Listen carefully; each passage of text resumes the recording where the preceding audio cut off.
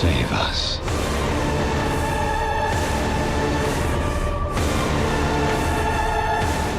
Welcome to MojoPlays, and today we're traveling through hell to count down our picks for the 10 hardest bosses in Diablo IV.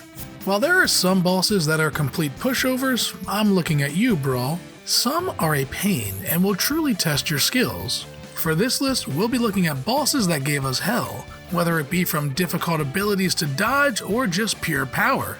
Which boss filled you with rage? Let us know in the comments.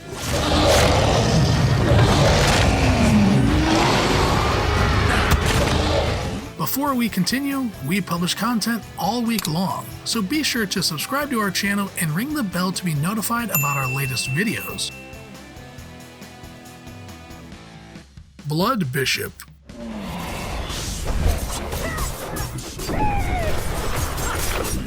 One of the most annoying bosses, the Blood Bishop has a mix of attacks that truly makes this fight difficult.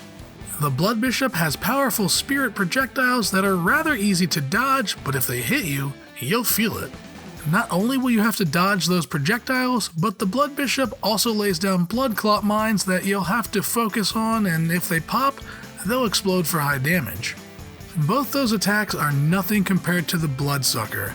When playing with a team, this attack is easy to dodge. Simply let your teammate get hit.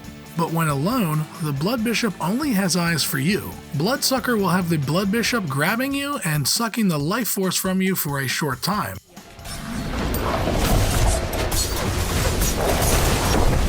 Astaroth.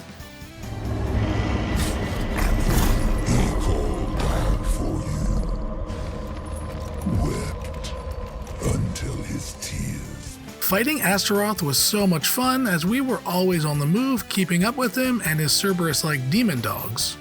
This battle takes place in phases, and each phase is a small arena for us to take on Azeroth and his beast. Azeroth has basic but deadly melee attacks with the combination of his Cerberus spewing fire from each mouth. While these attacks alone are deadly, Azeroth can also summon meteors that fall and land for big damage. Unlike most fights, Azeroth isn't limited to one small arena, but runs through a town wreaking havoc. Chasing Azeroth through the burning town made for one epic fight.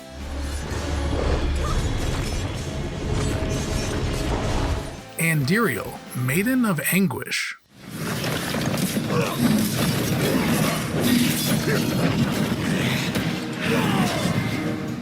It's no surprise Andariel is bound to the wooden structure.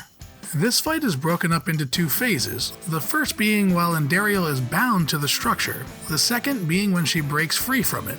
Each phase feels unique and offers a nice change-up to the fight while getting more difficult at the same time. Andariel will start off by performing more ranged attacks with beams that are easy to dodge, but it can get a bit overwhelming when she starts bombarding you with attacks.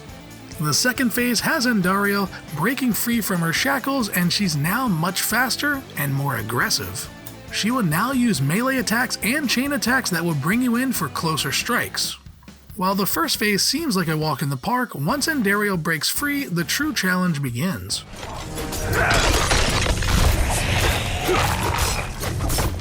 Need more time. Wandering Death. Death give life.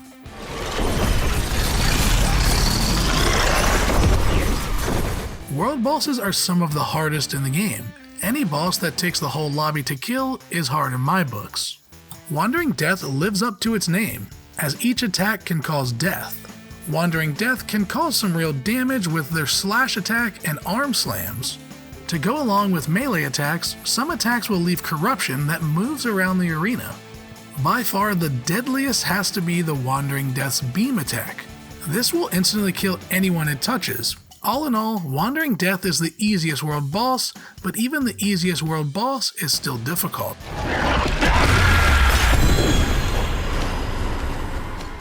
Elias.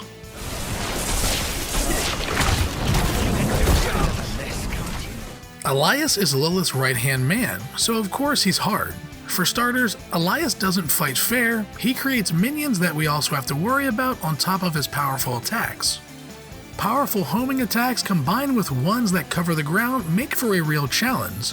Elias also has a beam-like attack that covers most of the area and deals high damage. but can easily be dodged. While Elias puts up a good fight, he's no match for our warrior, and he meets his maker at the swamps. I brought Lilith to Sanctuary, a thing no one thought possible. Broodguard.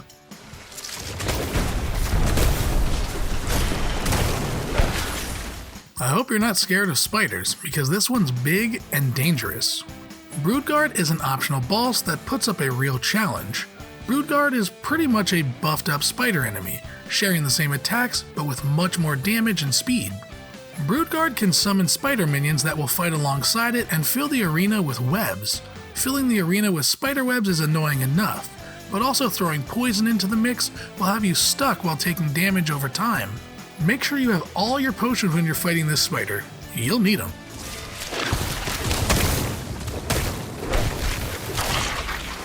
Avarice The Gold Cursed.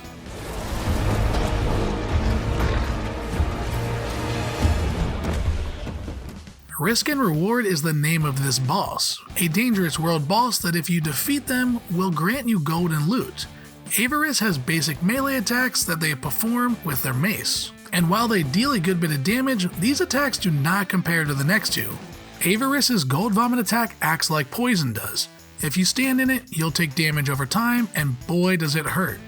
These are easy to avoid, but while fighting a world boss, it can be easy to get lost in the thick of things. Avarice's most powerful attack has to be their gold portal.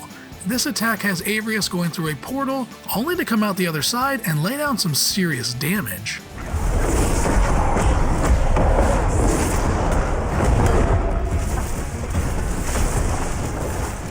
Ashava the Pestilent.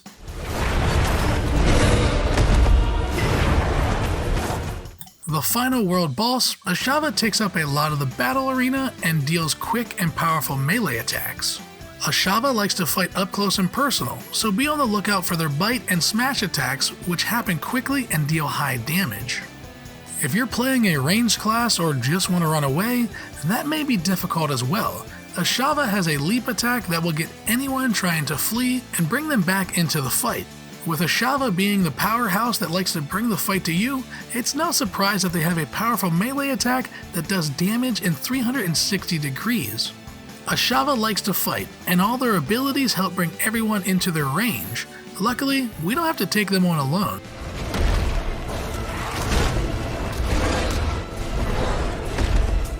The Butcher.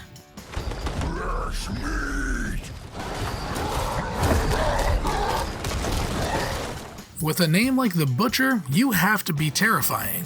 The Butcher is a random dungeon boss, so you could stumble upon him by accident and he'll most likely chop you up into little pieces.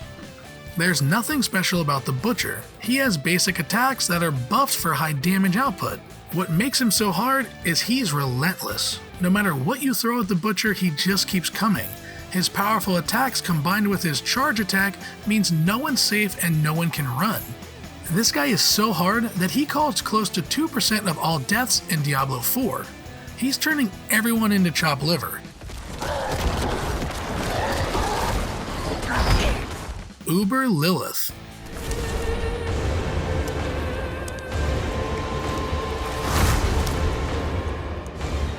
Of course, Lilith is the hardest boss in Diablo IV. I mean, she's the main baddie.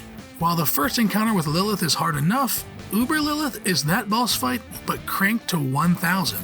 The Uber Lilith fight is the same fight we had at the end of the game, but much more difficult. We still have two phases, with the first phase being pretty easy. Simply dodge your attacks and go for the kill. The second phase was always hard in the first fight, but with Uber Lilith, it's even harder. Lilith will still continuously make the battle arena shrink while bombarding you with attacks. But when Uber Lilith is here, some of these attacks are one-hit kills. Uber Lilith is uber difficult and honestly the hardest boss in Diablo IV. Free will. And you've squandered it. Wasting it on a crusade you don't understand. Did you enjoy this video? Check out some other clips from MojoPlays, and be sure to subscribe and ring the bell to be notified about our latest videos.